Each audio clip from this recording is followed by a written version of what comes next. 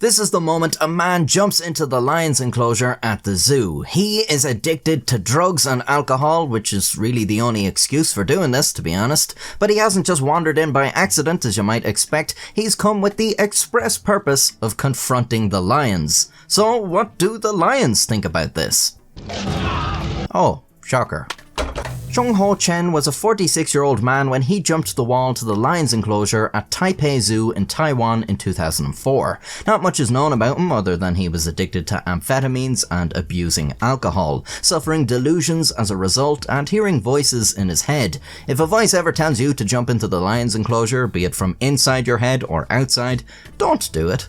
Confronting a lion and lioness, Chen says to them, "Jesus will save you." I don't think the lions are the ones that need saving at this point, but apparently Chen is on a mission to convert them to Christianity. So who do you think is going to win out in this encounter? The warm embrace of Jesus Christ or these heathen lions? It might seem like a foregone conclusion, but Chen has two things in his favour here. One, the lions were fed not long before this encounter, so instead of thinking, dinner has come to us, they're more likely thinking, what the hell are you doing in here? 2. Chen is crazy. That might not sound like an advantage, but look at him. He's not scared, he's got conviction, confidence. He's standing right up to those lions. Generally, a lion wants to prey, it doesn't want to fight.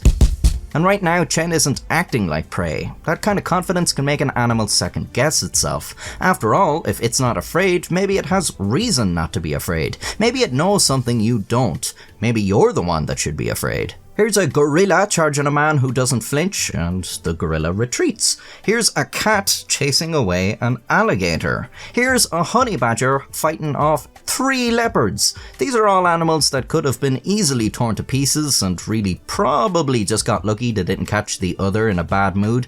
But if they had shown fear instead of standing up to their attackers, that probably would have been the end of them. Chen's in a similar situation. If he runs away or cowers, the lion's predatory instincts are almost certainly going to kick in. But Chen isn't afraid. He says, "Come bite me," and waves his coat in front of the lions. Now he's made a mistake.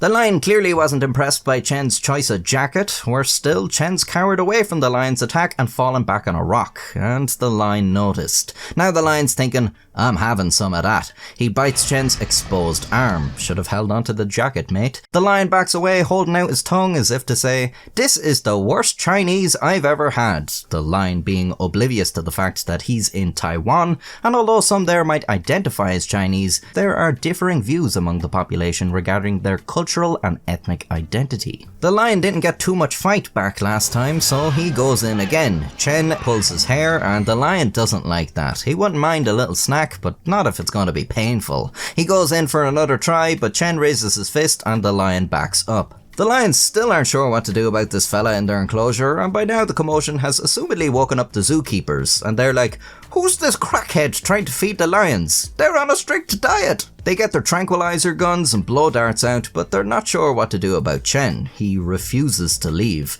They're afraid if they hit the lions with the tranquilizers, this fella might start messing with them. They discuss tranquilizing him too, but they don't have the correct dosage for humans. Instead, they get the fire brigade in with the high pressure hoses. The vets open fire on the lions, and one dart finds its target on the male. 2 others miss. The lion won't go down just yet, so they use the hoses to keep the lions away from Chen. Cats hate water. The lions go to the far end of the enclosure where a man with a blow dart can tag the male. The lion decides he's had enough of being a dartboard and heads inside his cage. The lioness has taken refuge under a rock, but the situation is quite distressing for her. She makes a run for Chen, and police draw their guns on her. Thankfully, the hoses scare her off. At some point, she'd been hit with tranq darts, so her energy is starting to run out. The police try to coax Chen into coming out, although he still doesn't seem to want to. Then he realizes he won't be able to preach God's love to the lions if they're asleep, and he limps his way to rescue. The lions are thankfully unharmed. Having rejected Christ's message, they get stoned and fall asleep. Chen is not as fortunate. He's got bite wounds and gashes, but it could have been a lot worse. If the lions hadn't have been recently fed, or if he'd have turned and run, he'd almost certainly have been killed. He was placed in a psychiatric hospital where they tended his wounds and got him off the drugs. He was released as a sober man, clean and serene. Wonder did he ever go back to the zoo and be like, Remember me? We got high together once and you tried to kill me, but I'm alright now.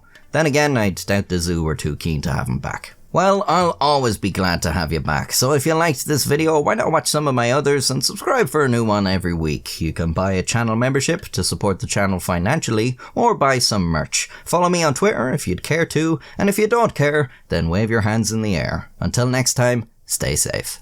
The lions are unharmed and sleep off the tranquilizer. But Chen has severe gashes and serious bite wounds. I was on drugs and drinking excessively every day. And if you ask me what I was thinking, I would say I was thinking things that weren't realistic. I didn't know what I was thinking.